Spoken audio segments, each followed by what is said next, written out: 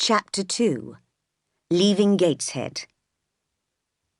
I woke up to find the doctor lifting me very carefully into my own bed. It was good to be back in my familiar bedroom, with a warm fire and candlelight. It was also a great relief to recognise Dr. Lloyd, who Mrs. Reed called in for her servants. She always called a specialist for herself and the children. He was looking after me so kindly. I felt he would protect me from Mrs. Reed. He talked to me a little, then gave Bessie orders to take good care of me. When he left, I felt very lonely again. But I was surprised to find that Bessie did not scold me at all. In fact, she was so kind to me that I became brave enough to ask a question. "Bessie, what's happened? Am I ill?" "Yes, you became ill in the Red Room, but you'll get better. Don't worry, Miss Jane," she answered. Then she went next door to fetch another servant. I could hear her whispers. "Sarah, come in here and sleep with me and that poor child tonight. I daren't stay alone with her. She might die. She was so ill last night. Do you think she saw a ghost? Mrs. Reed was too hard on her, I think." So the two servants slept in my room while I lay awake all night, trembling with fear and eyes wide open in horror, imagining ghosts in every corner. Fortunately, I suffered no serious illness as a result of my terrible experience in the Red Room, although I shall never forget that night. But the shock left me nervous and depressed for the next few days. I cried all day long, and although Bessie tried hard to tempt me with nice things to eat or my favourite books, I took no pleasure in eating or even in reading. I knew I had no one to love me and nothing to look forward to. When the doctor came again, he seemed a little surprised to find me looking so miserable. "Perhaps she's crying because she couldn't go out with Mrs. Reed in the carriage this morning," suggested Bessie. "Surely she's more sensible than that," said the doctor, smiling at me. "She's a big girl now." "I'm not crying about that. I hate going out in the carriage," I said quickly. "I'm crying because I'm miserable." "Oh, really, miss," said Bessie. The doctor looked at me thoughtfully. He had small, grey, intelligent eyes.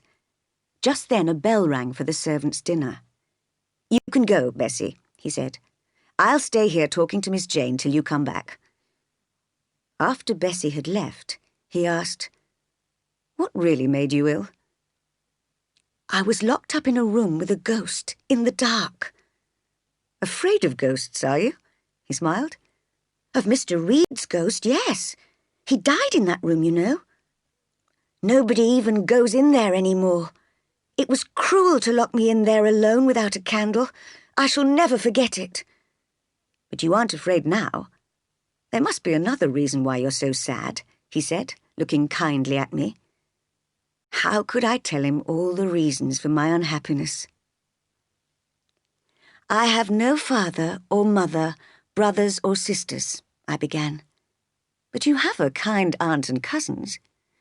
"But John Reed knocked me down, and my aunt locked me in the Red Room," I cried. There was a pause. "Don't you like living at Gateshead in such a beautiful house?" he asked. "I would be glad to leave it, but I have nowhere else to go." "You have no relations apart from Mrs. Reed?" "I have nowhere else to go." "You have no relations apart from Mrs. Reed?" "I think I may have some who are very poor, but I know nothing about them," I answered. "Would you like to go to school?" he asked finally. I thought for a moment. I knew very little about school, but at least it would be a change, the start of a new life. "Yes, I would like to go," I replied in the end. Well, said the doctor to himself as he got up. "We'll see. The child is delicate. She ought to have a change of air." I heard later from the servants that he had spoken to Mrs. Reed about me, and that she had agreed immediately to send me to school. Abbott said Mrs. Reed would be glad to get rid of me. In this conversation, I also learned for the first time that my father had been a poor vicar. When he married my mother, Miss Jane Reed of Gateshead, The Reed family was so angry that they disinherited her. I also heard that my parents both died of an illness only a year after their wedding. But days and weeks passed, and Mrs. Reed still said nothing about sending me to school. One day, as she was scolding me, I suddenly threw a question at her. The words just came out without my planning to say them. "What would Uncle Reed say to you if he were alive?" I asked. "What?" cried Mrs. Reed, her cold grey eyes full of fear, staring at me as if I were a ghost. I had to continue. "My Uncle Reed is now in heaven and can see all you think and do, and so can my parents. They know how you hate me and are cruel to me." Mrs. Reed smacked my face and left me without a word. I was scolded for an hour by Bessie as the most ungrateful child in the world. And indeed, with so much hate in my heart, I did feel wicked. Christmas passed by, with no presents or new clothes for me. Every evening I watched Eliza and Georgiana putting on their new dresses and going out to parties. Sometimes Bessie would come up to me in my lonely bedroom, bringing a piece of cake. Sometimes she would tell me a story, and sometimes she would kiss me goodnight. When she was kind to me, I thought she was the best person in the world, but she did not always have time for me.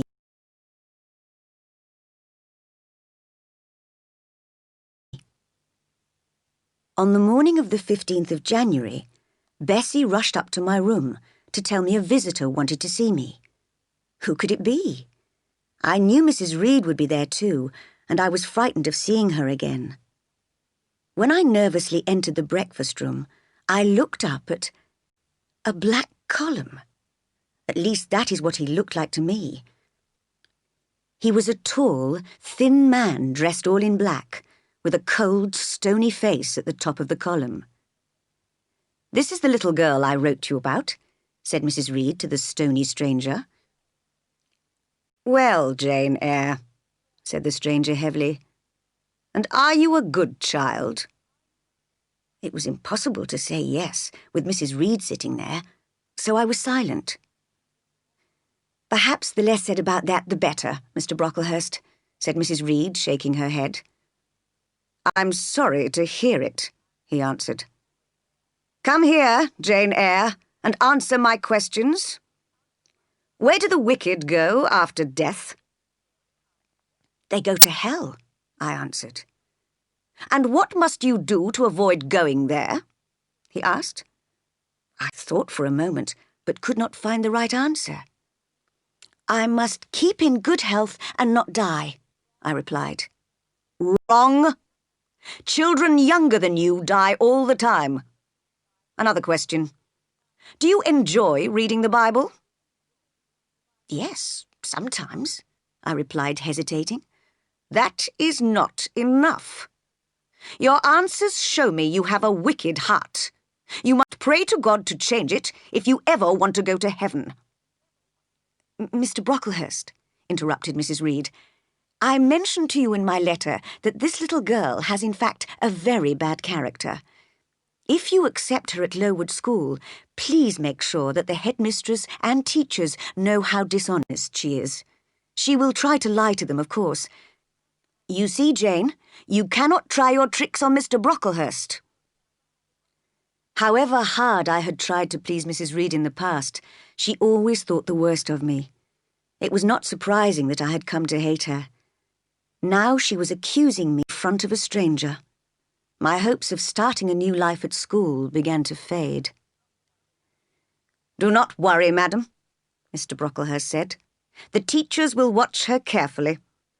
Life at Lowood will do her good. We believe in hard work, plain food, simple clothes, and no luxury of any kind." "I will send her as soon as possible then, Mr. Brocklehurst. I hope she will be taught according to her low position in life." "Indeed she will, madam. I hope she will be grateful for this opportunity to improve her character. Little girl, read this book. It tells the story of the sudden death of a young girl who was a liar. Read and pray." After Mr. Brocklehurst had given me the book and left, I felt I had to speak. Anger was boiling up inside me. I walked up to Mrs. Reed and looked straight into her eyes. I do not deceive people. If I told lies, I would say I loved you, but I don't. I hate you. I will never call you aunt again as long as I live. If anyone asks how you treated me, I will tell them the truth, that you are very cruel to me. People think you're a good woman, but you are lying to them. Even before I'd finished, I began to experience a great feeling of freedom and relief. At last, I had said what I felt. Mrs. Reed looked frightened and unhappy. Jane, I want to be your friend. You don't know what you're saying. You are too excited. Go to your room and lie down. I won't lie down. I'm quite calm. Send me to school soon, Mrs. Reed. I hate living here. I will indeed send her soon, murmured Mrs. Reed to herself.